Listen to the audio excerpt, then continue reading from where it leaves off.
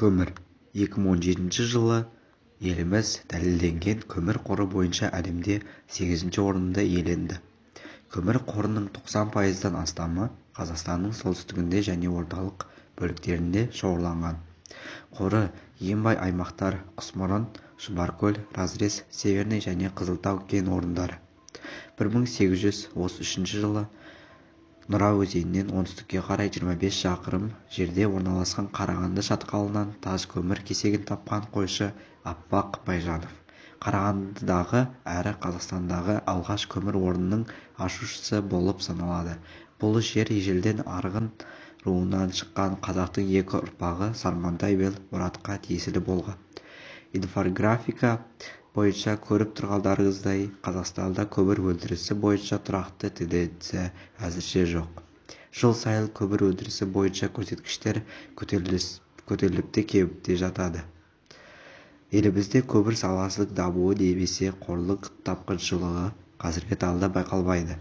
Зерттеу бойынша Қазақстанда көмір қоры 300 жылдан астам уақытқа жетеді. Қазақстанда жуық түрде 33,6 миллион тонна көмір қоры бар. Және өндіріс көрсеткіштері қазіргімен шамалас болған жағдайда бұл 300 жылға жетеді.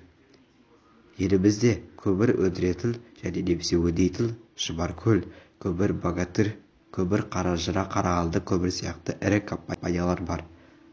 2021 жылдың 8 айында Ресейге шамамен 13 миллион тонна, Беларуське 697 мың, Украинаға 574 мың, Қырғызстанға 661 мың, Өзбекстанға 568 мың және Қытай Халықтық Республикасына 84 мың тонна көмір және Польша, Латвияға, Финляндия мен бірқатар Скандинавия елдеріне шамамен 3,8 миллион тонна Қазақстаннан экспортталды.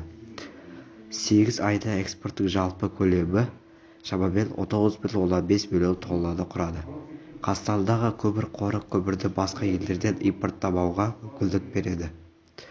Көмірді отын ретінде пайдаланудан басқа көмірден өнеркәсіптік ауқымда қайта өңдеу кезінде ванадий, германий, калий, молибден, мырыш, қорғасын, сондай-ақ күкірт сияқты заттар алады. Көмірді жағудан түскен күл және өндіру мен қайта өңдеу қалдықтары, құрылым материалдары, керамика, отқа төзімді шикізат, глинозем және абразивтер өндірісінде пайдаланылады. Көмір бойынша потенциалы үлкен елімізде осы өнеркәсіпке инвесторы болып отырған бірнеше шетелдік компаниялар бар. Соның бірі америкалық Access Industries компаниясы. Қазіргі кезде бұл компания алыс жақын шет елдерге және қазақстандық қуатты электростанцияларына көмірді ірі жеткізу болып саналады. Бұл америкалық компания сонымен қатар Ақтөбе мұнай-газ мұнай өндіру кешенінде инвесторы. Сіздермен болған Әлімжанов Акрам және Тагаев Чегес. Келесі кездескенше сау болыңыздар.